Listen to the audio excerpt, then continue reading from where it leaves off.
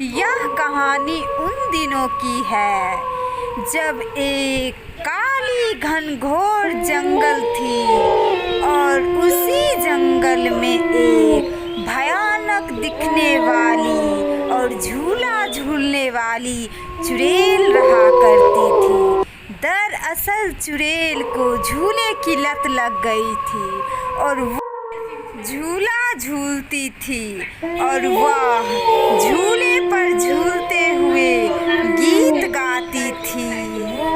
इन जंगलों में मेरा एक झूला है, इन्हीं झूले पे मैं सबको गाँव से ले आऊंगी और झूले पे बिठा के उसे धकेल धकेल करके झूला झूलाऊंगी। अरे झूला का महीना मैं तो झूला झूलूं, कोई जो रोकेगा तो उसको चाकू से मार दूंगी, कोई जो रोकेगा तो उसको चाकू। भूली बिसरी एक कहानी, नानी तेरी मोरनी को मोर ले गए, बाकी जो बचा था वो चुड़ैल ले गई। उन चारों की खूब खबर ली मोटी एक चुड़ैल ने। कोई तो जंगलों में आओ रे और मुझे झूला झूलाओ रे, कोई तो मोमोस लाओ रे और झूले पे बैठी मुझ जैसे चुड़ैल को खिलाओ रे। तभी उसकी एक दासी चुड़ैल पहुंचती है और वह बोलती है कि महारानी चुड़ैल, आपको एक बात नहीं खबर लगी है क्या?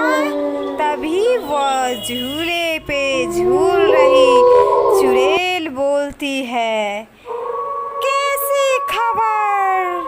क्या लाई हो खबर मेरे लिए तुम दासी चुड़ैल? बताओ क्या खबर है, जल्दी से बताओ कुछ अच्छी सी खबर। तभी लंबी चोटी वाली चुड़ैल बोलती है जो, अरे ओ मेरी मालकिन चुड़ैल जी, आपको पता है कि हमारे जंगलों में बहुत सी चुड़ैलें आकर के रह रही है। क्या पता वह आगे चल कर के आपका जगह ले ले और वह महारानी बन जाए। इतना सुनते ही वह झूले वाली चुड़ैल गायब हो जाती है और जहाँ दूसरी तरफ जंगल में सच में दो चुड़ैलें आकर के रह रही होती है और वह बोलती है कि अरे ओ नीली साड़ी वाली चुड़ैल, तुमने तो यहाँ आकर के कहीं गलती तो नहीं की है?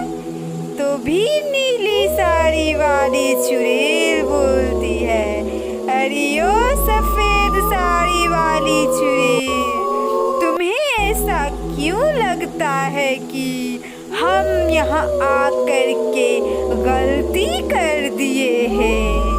तभी सफ़ेद साड़ी वाली चुड़ैल बोलती है, अरे ओ नीली साड़ी वाली चुड़ैल, तुम्हें नहीं पता कि इन जंगलों में एक झूले पर झूलने वाली चुड़ैल का आतंक है? वही अभी इस जंगल का राजा बनी हुई है और वह हम दोनों चुड़ैलों को कहीं जंगलों से भगा ना दे। तभी पीली साड़ी वाली चुड़ैल बोलती है, ऐसे कैसे वो भगा देगी? आखिर हम भी तो एक चुड़ैल हैं और उससे शक्ति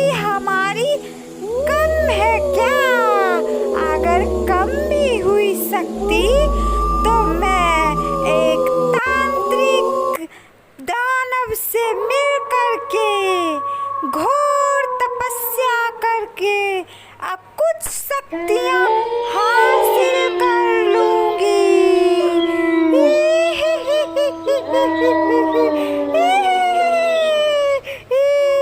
तुमने तो अभी तक देखा ही कहाँ है मेरा आतंक। तुम्हें डर लग रहा है क्या वो झूले वाली चुड़ैल से? अरे मुझे तो नहीं लगती है, बिल्कुल इतनी सी भी डर नहीं लगती वो झूले वाली से। तभी गांव का माहौल आता है और एक पति पत्नी राजू और उसकी पत्नी मुस्कान आपस में बातें कर रहे होते हैं कि अरे भाग्यवान, अचानक से मौसम में क्या हो गया है, ऐसा डरावना सा मौसम क्यों लग रहा है। तुम्हें पता है मुस्कान, मैं आज जंगलों में गया था लकड़ियाँ काटने के लिए, तभी मुझे उस जंगल से कुछ आवाज़ें सुनाई दे रहा था।